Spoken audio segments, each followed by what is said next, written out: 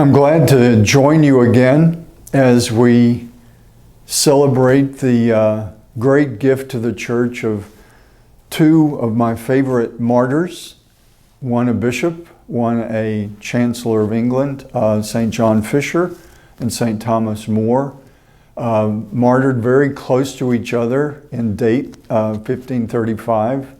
I believe St. John Fisher was martyred June 22nd, and then July 6th of that same year, St. Thomas More, and for the same reason, basically. That I think speaks to us in many different ways. Here we are centuries later. They were canonized in 1935, so 400 years after they died. But St. Thomas More, St. John Fisher, a bishop and a significant leader of the realm of England in their time, but they died for the same reason. They opposed what Henry VIII was doing, very specifically connected to, he wanted to basically say he could remarry when he wasn't free to, and certainly that grew beyond just his issue of his marriage to, he was declaring himself head of the Church of England, which did occur. But St. John Fisher and St. Thomas More both became in conflict with Henry VIII and the power of the throne of England, because they were willing to step up and say, King Henry, you can't do this. You can't pretend that your marriage is okay, because it's validating the basic laws of marriage.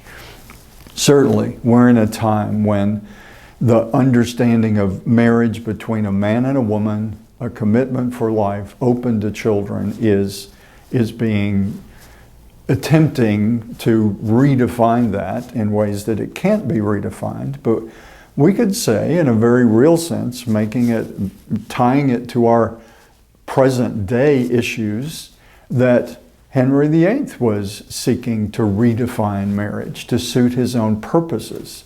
And we're thankful as faithful Catholics, as people who know what marriage is and know the beauty of our faith, I'm very grateful for the strength of St. John Fisher and St. Thomas More, willing to speak up and willing to face the consequences of that speaking up, but not willing to just sort of maybe privately say, oh, well, isn't this terrible what King Henry's doing, but not willing to stick their neck out, literally, in order to say, we've got to speak against this. This is violating the truth that we know from our faith and from natural law, even from the basic truth of humanity, beyond even what God has revealed to us, which really deepens and enriches what we already know, that marriage is about one man and one woman committed for life,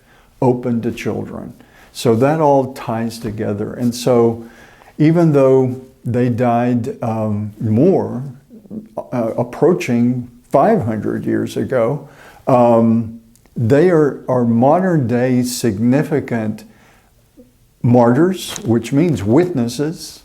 They're witnesses to the faith in important ways, speaking, the faith in the public square. Certainly, as a bishop of his day, and then St. Thomas More were very much part of that public square. But do we know any other names of bishops at that time that spoke up against what King Henry VIII was doing?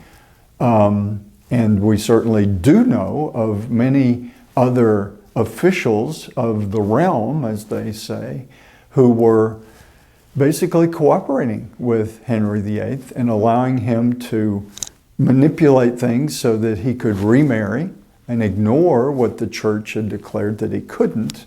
And also the whole question of him declaring himself head of the Church of England, which historically changed the whole makeup of Christianity and the presence of the Catholic Church We know of great martyrs after that, I mean, it created so much turmoil when thankfully some did resist and say, King Henry, you can't declare yourself head of the Church of England or anywhere else.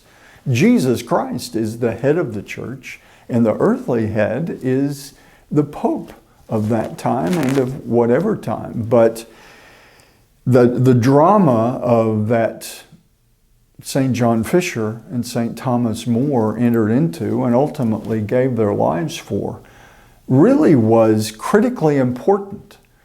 Imagine if both of them had chosen to do what too many did in their time and is the great temptation of our time. Imagine if they had just chosen to be quiet and not make waves and not get in direct opposition to King Henry VIII.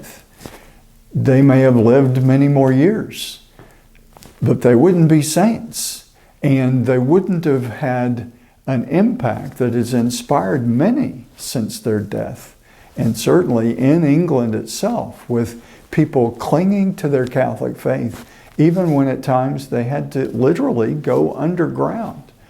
If we're aware of the stories of what happened in Christian England, what had been a Catholic country, and then all the turmoil that resulted, there are many faithful Catholics to this day in England.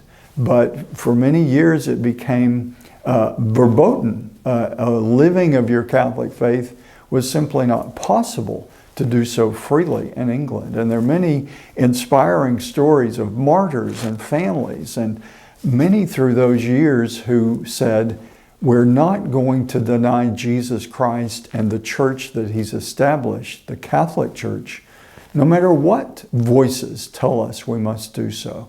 So these saints that we celebrate toward the end of June, St. Thomas More and St. John Fisher, I believe are very significantly inspiring for us in our time. And I have to say, both of them inspire me as a bishop in the present day, reminding us we must speak always with compassion, always with charity, but we must speak the truth of Jesus Christ that sets us free.